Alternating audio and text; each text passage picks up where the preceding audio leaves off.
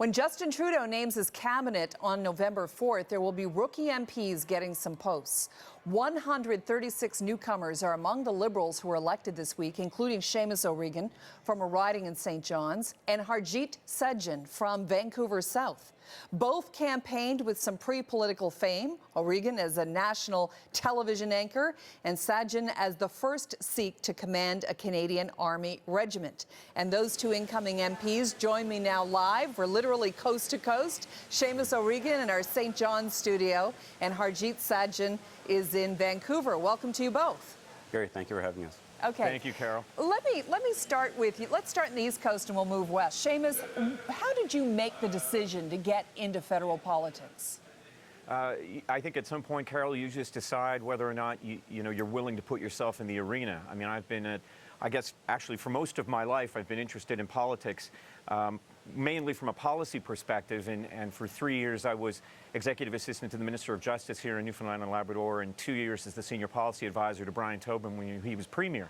And that was before I got in and I became a journalist and hosted Canada AM for that 10 years. Right. When I left and the opportunity arose, I took it because I felt that the country was not going in a direction that I believed it should go in.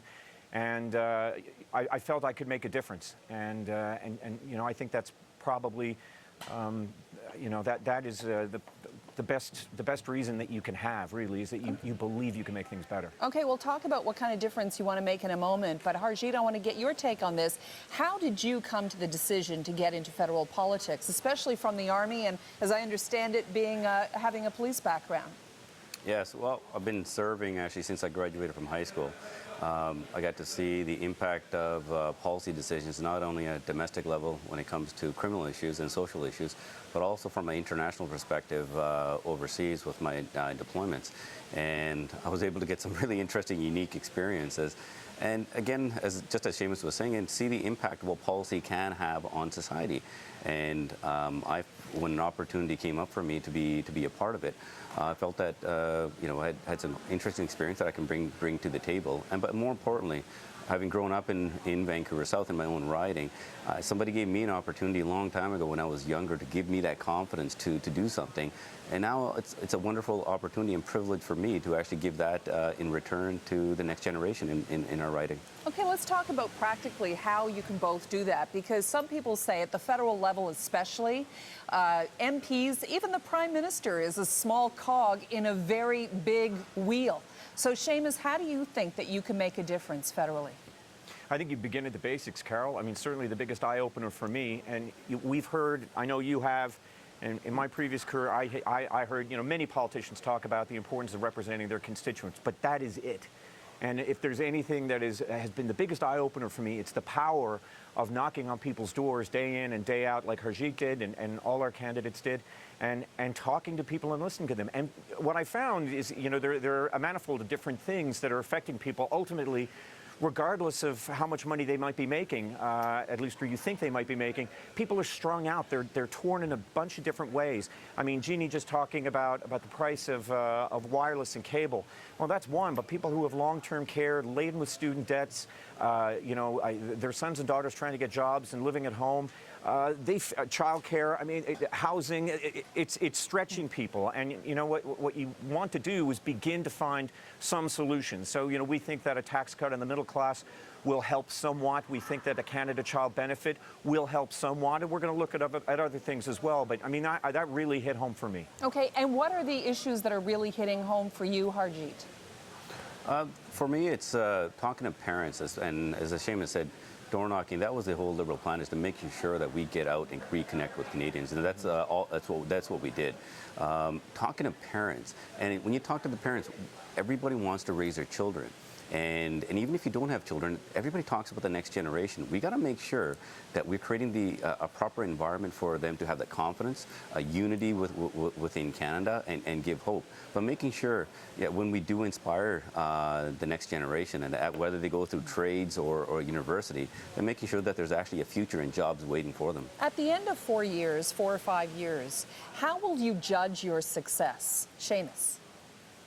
That is an excellent question, and I don't think the work is ever done. So, I mean, I think if you feel, first of all, as an MP, feel that my constituents' lives have gotten better, easier, then I will have succeeded somewhat. But I'll admit that my ambitions for the country as a whole are bigger. I want us to do bigger things, and I want us to think more and more about how we can help one another and really fasten our place in the world. I mean, there are so many countries in this world that look up to Canada, and they've kind of missed Canada.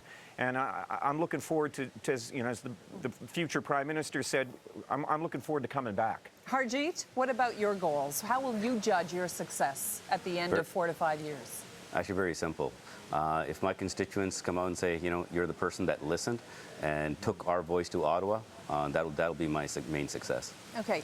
The Liberals painted the town red in Atlantic Canada. What does that kind of support mean for what the Liberals are able to do for the region, Seamus? What kind of attention can Atlantic Canada expect?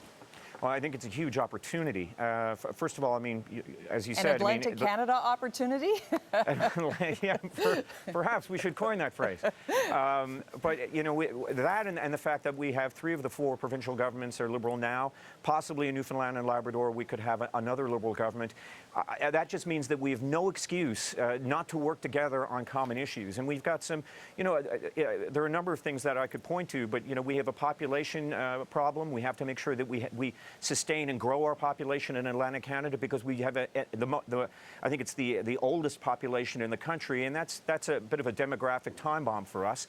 But also we've got to find ways to innovate, and we have to find ways to really celebrate who we are. I just came from the Rooms, which I was on the board on for 10 years, which is our museum, our art gallery, and archives combined. And it's one of the great national arts and heritage institutions in the country. I'm so proud of it. It reflects who we are and the uniqueness of us, and yet it is a huge investment getter, job builder.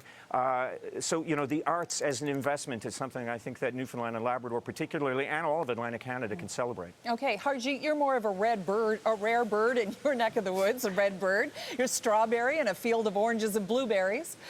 What impact do you think you'll have? Well, first of all, actually, I've actually picked strawberries, blueberries, and raspberries. So, actually, for many years when I was younger, in our humble days.